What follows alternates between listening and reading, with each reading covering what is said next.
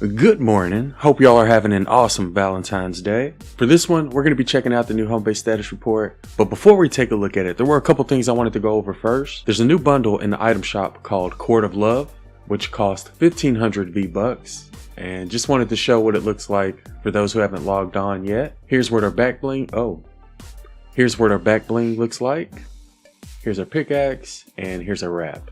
Another thing I wanted to mention is that there is a limited time event called Most Wanted. It's going to last for 13 days. And basically you just want to try to complete these quests to get the XP in order to level up this little mini battle pass.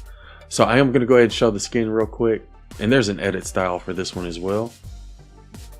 But yeah, there's what the skin looks like. There's also an emoticon, a pickaxe, a spray. Here's one of the wraps. Here's the glider called Combo Copter. A loading screen.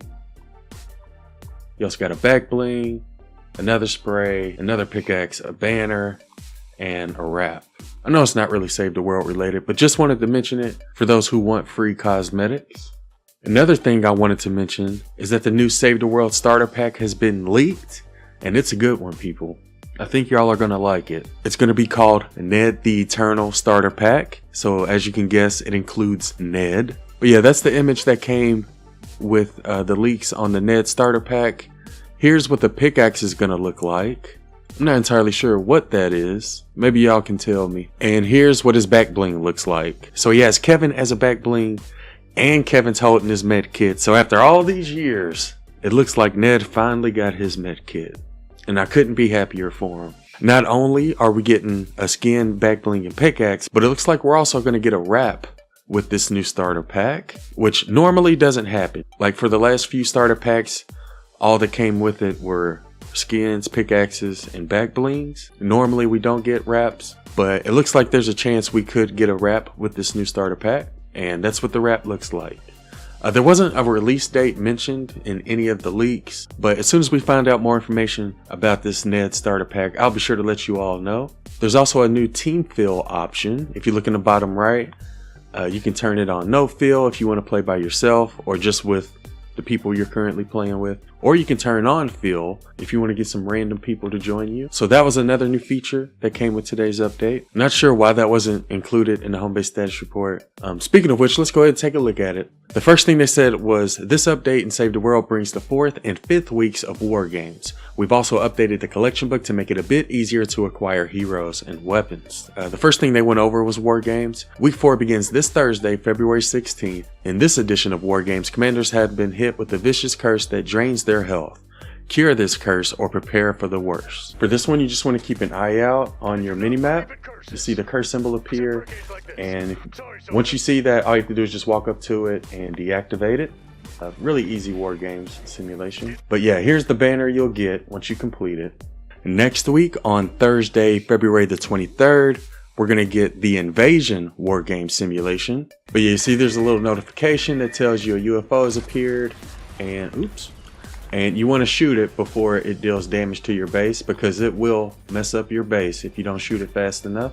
But yeah, I just used the Xenon bow for it, and it takes it out after like 2 shots. Here's the banner you'll get once you complete that simulation. Next thing they went over were the changes made to the collection book. It says here they adjusted the collection book to make it a bit easier to acquire heroes and weapon schematics through research or recruitment.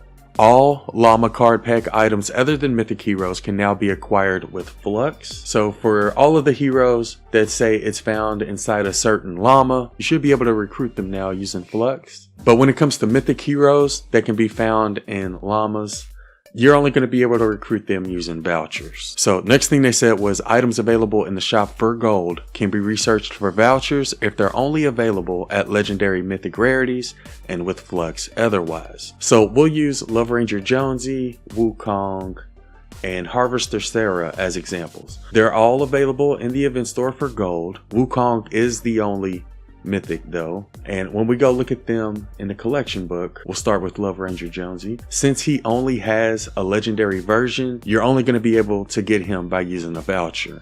Same thing with Wukong. Since he's a mythic and there's only a mythic version available, you'll have to use a voucher on him as well. But if we look at Harvester Sarah, you'll notice that she has an uncommon, rare, epic, and legendary version. So with these types of heroes that have different rarities, you'll be able to use Flux on them. So that's what they mean when they say "and with Flux otherwise." Next thing they said was items acquired from quests can be researched for vouchers if they're only available at legendary and mythic rarities, and with Flux otherwise. So that's pretty much the same thing as the other ones, except it's not about heroes you can get from the shop, it's about heroes you get from quests. So let's use Razor as an example. There's only a legendary version of her, so if you were to try to recruit her, you would have to use a voucher. And here's an example of a skin you get from a quest line that not only has an epic rarity but also has a legendary rarity.